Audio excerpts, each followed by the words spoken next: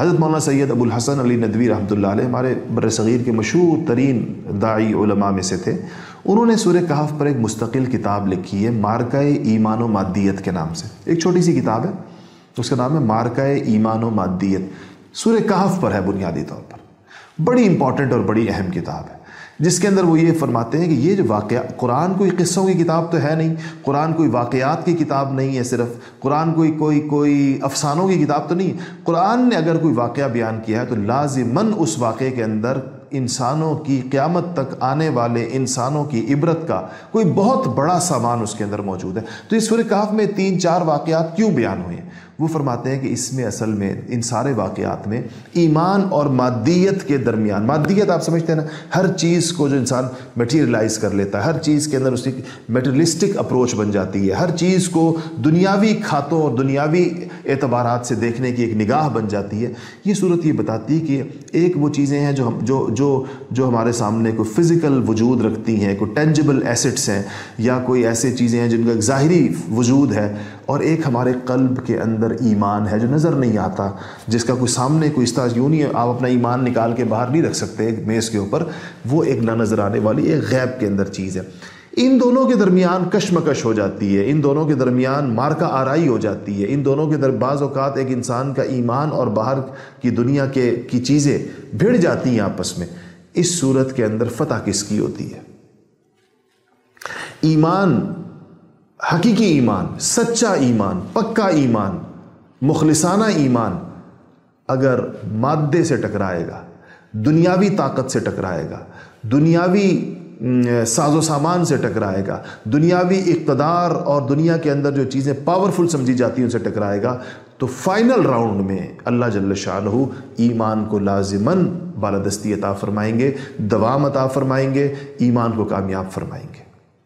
ظاہراً، ضروری نہیں کہ فوراً، ظاہراً اہل ایمان اگر ختم بھی کر دیے جائیں تب بھی ان کا مقصد ہوتا ہے اس میں وہ کامیاب ہو جاتے ہیں.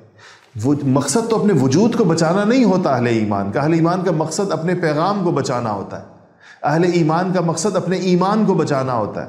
اہل ایمان کا مقصد اپنی دعوت کو بچانا ہوتا ہے. اہل ایمان کا مقصد دوسروں کی دعوت ایمان کو بچانا ہوتا ہے. اس مقصد میں وہ کامیاب ہو جاتے ہیں. بڑی سے بڑی دنیاوی طاقت ان کو شکست نہیں دے سکتی. وہ فنا بھی کر دیے جائیں تو بھی کامیاب ہو جاتے ہیں. اور فنا تو ہر ایک نے ویسے بھی ہونا ہے، ان طاقتوروں نے بھی ہونا ہے. وہ ناکامی کے ساتھ فنا ہوتے ہیں، یہ کامیابی کے ساتھ فنا ہوتے ہیں. یہ اس صورت کی مرکزی بات ہے.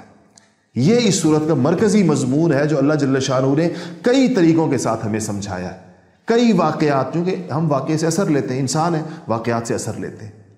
ہمیں قصہ، کوئی واقعہ، ہم اس میں دلچسپی لیتے ہیں اور اس سے متاثر ہوتے ہیں. تو ہمیں واقعات کے ذریعے سے اس کے درمیان پھر آیات لا کر، بہت اہم مضمون ہے اس صورت کا. اسی لیے ہمیں کہا گیا ہفتے میں ایک دفعہ پڑھا کرو اس کو. دیکھیں صحابہ کے زمانے میں اور ان زمانوں کے اندر اس بات کا تو تصور ہی نہیں تھا کہ کوئی بندہ قرآن پڑھے گا اور اس کا ترجمہ نہیں آتا ہوگا، اس کو سمجھتا نہیں ہوگا. بار بار پڑھنے کا مطلب یہ ہے کہ اس میں جو باتیں بیان کی گئی ہیں، اس میں جو حقائق بیان کیے گئے ہیں، ان حقائق کو تازہ کر لیا کرو. کیونکہ تم پھر مادی زندگی میں مشغول ہوتے ہو، پھر تمہارے اوپر مادیت غلبہ کر جائے. پھر تمہارا خیال ہوتا ہے کام پیسے سے ہوگا، تمہارا خیال ہوتا ہے کام منصب سے ہوگا، کام اقتدار سے ہوگا، کام حکومتوں سے ہوگا، کام قوت سے ہوگا، کام طاقت سے ہوگا. اور ایمان تو ایسی ڈھل مل سی کوئی غیر مؤثر سی کمزور سی چیز ہے، چاہے دنیا میں سے کوئی اثر نہیں ہوتا. یہ ہمارا ذہن بن جاتا ہے دنیا میں رہتے رہتے. ہمیں کاغذ کے نوٹوں پر تو یقین ہوتا ہے، ایمان پر نہیں ہوتا. ہماری اس بیماری کا علاج یہ صورت کرتی ہے.